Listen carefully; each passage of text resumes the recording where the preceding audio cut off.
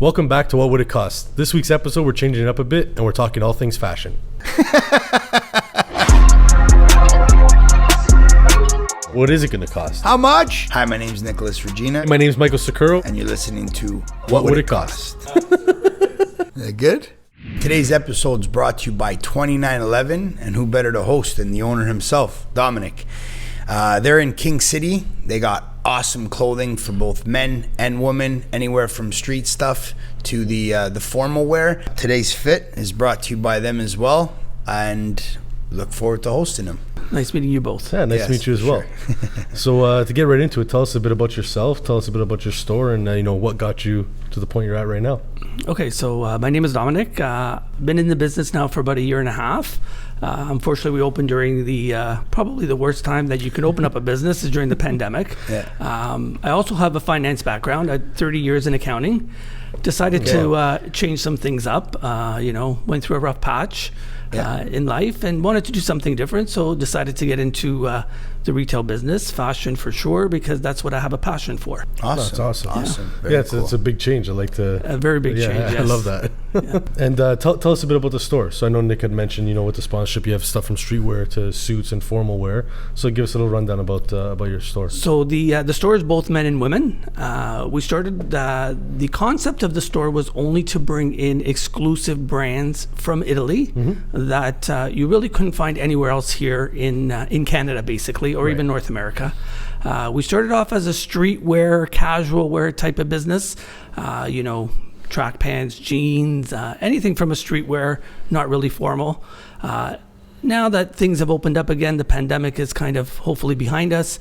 Things are starting to open up. So we started to introduce suits, a little bit more formal wear, some tuxedos for proms and weddings or any special events. Nice. In light of what the podcast is called, What Would It Cost? What does that look like in regards to the transition from an accountant moving into the retail space and the fashion world, and what those startup costs look like in regards to locking up that property and the lease and the retrofitting and the construction and the build out, which is beautiful, by the way. When I was there, it was like we were mentioning before. No stone is unturned. It's literally every square inch is there. Every square inch in the space, there's a lot of attention into the detail on the build out. So what does something like that cost to get up and running? The building is rented. It's a lease. So one positive aspect of trying to lease something during COVID is the rates are a lot better. You have a little bit more flexibility in securing something at a much better price. Yeah. As far as retrofit, quite lucky. The building was a fairly new building. So structure-wise, really didn't need anything. Okay. We gutted the flooring that was there. We put in new flooring, all of the furniture and fixtures. You're looking at about, $250,000 just to get the unit set up, not including inventory. Okay. So, painting, any construction that was needed, all of the furniture and fixtures. You're looking at about $250,000. Right. And when I was having that discussion with you in the store, you were really hands-on in regards to the build out of it and sourcing of the material that was coming in and some of the decor and some of what it took to put it together. You were very involved with. Correct. Again, because of my background in being in finance and in the construction industry, I really had a hands-on experience as to how to source out number one, the construction, furniture and fixtures, how to try to maximize the spending and not try to kill the budget that you set out with to start off the construction. Awesome. Yeah, and again, compliments on the space. It's very well laid out in regards to how it flows and functions. And again, it looks beautiful and every square inch is really dialed in. So I tip my hat to you. Again, we tried to bring in the European flair to it. I didn't want the store to look like any other store that you went into. It had to be very unique, very different. Didn't want a store that was cluttered. People need to come in, they need to feel comfortable, they need to visualize, they need to see what's there and it hits their eyes. If something is too cluttered, I find that people really can't interact with what you're trying to show them. Right. No, absolutely. For sure. Absolutely. Yeah. And now talking about, opening up the business during the pandemic, talk to us a bit about some of those challenges or maybe how you adapted, like going online or having clients come in and like, personal visits? Like, how'd you guys adapt with that? It was really tough. Number one, being a new business during the pandemic with the lockdowns was very difficult. Again, our brands are very unique. A lot of people don't know the brand, so it's very hard to get an online base to be able to sell online during those times. If people really don't know the products, people aren't going to buy the products. Number one. Number two is the fit of the clothes. European fits are very different, so it's very difficult to buy something like that online if you've never worn that particular brand. So it was very challenging. We tried to do curbside pickup, in-store visits, but it was challenging. Very, very challenging. Yeah. So given, all the locations to choose from, what brought you to King? What stood out to you there? So I've always grown up in York Region, and I appreciate being in York Region. And I think that growing communities in York Region are very, very strong. And a lot of people are moving out of the city now, coming to York Region. King City is the only area that I find in York Region that doesn't really have anything to do with clothing whatsoever. So I found that it was a perfect fit to be in. You can go into Vaughan, but you have a lot of competition. Opening up a retail store, you want to kind of stay away from the competitors. You want to stay away from competition. And King City is growing. I think within the next 10 years, King City is going to be huge with all the construction that's going on. And it's probably the best place to kind of brand the store to continue to grow the store. I think it's a perfect location. Yeah, absolutely. Like you said, there's a lot of people moving there, and there's a lot of development. So already be a brand name there. It's definitely smart for the future growth. And also, too, there's a very healthy household income in King City, and that European demographic and the Italians in which your line caters to, and that's why you're bringing in all that stuff and those exclusive drops. So the combination of the successful people that are making good money for themselves and them liking to dress well, and you targeting what their background and culture is, and hitting that sweet spot, it's a nice little fit, very well thought out. That's true. And the other thing is that these brands are, even though they come out of Italy, they're all over Europe. And the Eastern Europeans actually really appreciate the brands. They know the brands, and up in King City or North Richmond Hill, lot of Eastern Europeans, and so they definitely come out to support the store, and they love the brand. So they're customers that are repeat customers that will continue coming back. That's awesome. One thing when I was there, I found it really interesting that there was a client of yours that had walked in, and he was there for no longer than 3 minutes. Hello, you're right. It says his hello. You greeted him very nicely. You're there, the host with the most. You're awesome with that, and very personable with the people that were walking in. So you're there, and he just walked to the shelves and he picked out 3 or 4 pieces. Knew his sizes already. Knew that you would have them away for him and ready to rock when he was coming back to pick them up. And it was just that simple as a transaction, right? So you're really embedded in that neighborhood, and you're building personal relationships with these people, and you could tell by that person's comfort level and them just picking everything out, and you already knowing their sizes, him not having to say anything in regards to that. It was really cool to watch that all happen. It was like, wow, that's awesome, right? You don't see that, and I've never seen that in a retail store before, right? It was just very that's the cool. key of succeeding in a retail space. You need to know your customers. You need to know them on a personal level as well as on a business level. When they come in, the most important thing is to greet them politely and to treat them with respect, and just show them that you care for their business, and it's very important. So in regards to your store not being on the e-commerce platform and it being a brick and mortar location, and you needing to have the inventory in-house in different sizes of it, what does that cost to hold that inventory for that season? How often is it that you're changing that inventory, and what do you factor in numbers wise to be able to continue to do that season in, season out, and have all the sizes in stock and all that? In the fashion industry, stock turns over twice a year. So Okay. you'll have a spring summer setting, and then you have a fall winter setting. Okay. Okay. Okay. Everything is pre-ordered 7 to 8 months in advance. Okay. So right now we're in May. I've already ordered my fall winter Right. collection for the coming season. So you've already picked that I've all already out? picked all of that out. Oh, wow. Yeah. So you know what's going to be dropping I know what's this coming season. in That's in the awesome. next Very season. cool. For And have you sure. found that you have to plan a little bit more ahead, given the whole supply chain issue going on? Like, I know it's affecting cars, technology. How's it affecting the fashion world? Like, is So it we still an issue? haven't actually been affected Okay, by it awesome. at all. There could be slight delays in the delivery dates, Right. but not that you're talking, months where you miss that whole season. Right. That hasn't happened. Right. Right. That hasn't happened.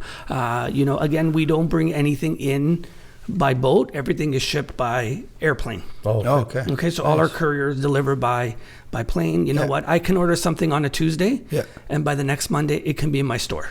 Wow. Nice. Oh, very cool. Yeah. Okay. So Nice. it is really quick. As far as holding inventory, it's a very Yeah. good question. Especially first few years of opening up a business, Yeah. inventory doesn't turn over as quickly as you'd like it to turn over. Right. Going through the pandemic, another reason why inventory doesn't turn over. So you got to make sure you factor in the right margins to be able to sustain that inventory that eventually will sell, Yeah. but that you're going to hold on to for a longer period of time. Right. And now, say you don't get rid of an item that's in your summer spring collection, and now you gotta change the look of the store and have all the new pieces up for your fall and winter. What happens to those items? How is it that you're able to get rid of them and help it so that it doesn't hit your bottom line? Very good question. So what Yeah. we do is we try to have an end of season sale. Trying to get rid of as much as we can Yeah. with a little bit of a discount. The good thing with the European fashion is that they are 3 years ahead than we are really here. Okay. So a lot of the stuff that's in my store will probably be popular here within the next 3 years. Oh, interesting. Wow. So Cutting edge. Europe is very Yeah. much ahead fashion 3 forward years. wise than we are. Wow, 2 to 3 years Wow. for sure. Yeah. I would say yes. Very cool. Yeah. Very cool. So, and a lot of the pieces are staple pieces that they carry them Okay. year after year. The suppliers will carry the same pieces year after year. So, Right. you're able to reintroduce that in the next season again. Okay. And is there something, if you don't reintroduce that piece, is there something in the retail world where you could sell it to other retail suppliers that maybe aren't as cutting edge as you and don't have like pickers that would pick a little bit from that stock? That's a little bit or- more challenging. Yeah. There are discounted retailers here in Ontario that you could probably use and you could probably sell to. Okay. But again, they're discounted retailers, so Juices don't your worth the margins are squeeze. really Yeah. going out the window at that point. Right. Yeah, I get it. Okay. And when coming to meeting with these suppliers, so again, because it's not like you're using like a AliExpress and you're wholesaling the clothes, are you going out to Italy or these different parts of Europe and meeting with suppliers? Like, how'd you go about finding these suppliers direct? So I knew which suppliers I really wanted to bring into the store when the vision had come about that we were going to open up the store. We traveled to Europe a lot every summer, and so I knew which brands I really wanted to try to bring here because I knew that people would really like them. Right. So I reached out to them, and they were all interested in coming to Canada. They hadn't been here, so it was something that they really wanted to introduce. Yeah. So I actually went out for the first season. I went out to Italy and I met with everybody. I picked my my opening stock for my fall winter of 2019 when we opened up the store. Wow. Very And then COVID hit, and unfortunately travel restrictions. It was very Yeah. difficult to get to Italy. Right. So we did everything online. Right. They would show me all the pieces online and I would choose, what I was interested in bringing in and not. Right. But hopefully this summer I can get back out there for the next spring-summer collection. Yeah. Awesome. Very cool. So breaking it down per season, given that you stock spring, summer, and fall, winter, what does that look like in regards to the caliber of pieces that you're bringing in and what it takes to stock your store up? So again, we're dealing with Italy here, so everything is in euros. Yeah. So the euro definitely is a big factor in our pricing of the merchandise. Absolutely. When we first opened up, it was pre-COVID that I placed the order. The euro was very strong. over the Canadian dollar. So prices were a little higher. Now, the Canadian dollar is stronger now, and I'm able to offer our clients, better pricing because of the fluctuation in the euro. On a per season basis, total inventory costs could be anywhere from 70 to 80,000, depending how much stock I really decide to bring in for that season. Right. So you have to factor in 70, 80,000 Canadian above and beyond your other fixed costs for, let's say, 6 months. Exactly. Right. Exactly. Okay. Awesome. Exactly. Yeah, That's an interesting factor too. I forgot that. You'd be purchasing in euros, so Yeah. you definitely have to factor that in when looking at the pricing here. Cost of shipping is also another thing that Right. you got to add to the cost of the goods, and Especially if you're flying everything. everything I is know by exactly. freight, So it's it's not cheap. Yeah. The only good thing is Canada and Italy have an agreement called the CETA agreement. So if anything is manufactured and of Italian origin, you don't pay duty and taxes on That's that. awesome, because that was the next thing. So that's a good savings on the on the cost, on the pricing that you give to your customers at the end. Duties can be 18 to 20%. For clothing coming in. Yeah, exactly. It's a huge expense. And I just wanted to say, I love the fact that you went in at a time that the e-commerce platform and everyone doing all this online shopping is really kicking some serious butt. And the new generation is really hooked on and gravitated to that. And walking into a brick and mortar location is just something that's kind of abnormal for them. But for someone like myself, that's how I grew up shopping. That's how I grew up. Now, not that I'm a big shopper, but I feel comfortable being able to walk into the store and being greeted by a gentleman like yourself. And I don't know half of what you forgot about the fashion industry. So to be there with you and you educate me in regards to this piece and what's coming in and what color goes with, another color, what fabric would be matched up with another fabric, to get that experience, right, and that education, and to be in the store and pick these pieces up and actually see and feel them, that just feels totally normal to me. So it's an interesting time for you to have made that decision, in opening up a beautiful store like 2911 in a time like this. So what served as inspiration for you to do that? And thank you for doing that, right? For guys like myself and other people that like to walk in and receive the same experience. Before I opened up the store and whenever I shopped, I'm not an online shopper. Right. Myself. I need to see it. I need to touch it. I need to feel it. I need to put it on. The key is you need to see how something looks on you. And my whole vision of the store was to be able to interact with my customers and give them that service. Being able to pick and choose what they should try on, how to match colors. A lot of people that come in have no clue. Right? So that gives me the satisfaction that awesome. I'm doing my job. Great. As far as online shopping is concerned, it's not for everybody. Yeah. It's not for everybody. I just find that the major brands that are out there, the big guys, they're able to do the online shopping because they're able to sustain the return policies and taking things back as they're returned. It's I never wanted that for my store. It's a whole different business, right? It's a whole different market. It's a whole different business. And it's something that I didn't want to get into and I didn't really want to entertain. When someone comes into the store, unless it's a gift, I very rarely get any returns or exchanges. Unless it's a gift that someone buys for somebody else, I don't have to deal with that. And in some of the bigger chains, it's a lot. People return things all the time. And you've got to be able to take it back. You've got to be able to make sure that it's presentable again, that you can resell it. So I never wanted to get into that that aspect of the market.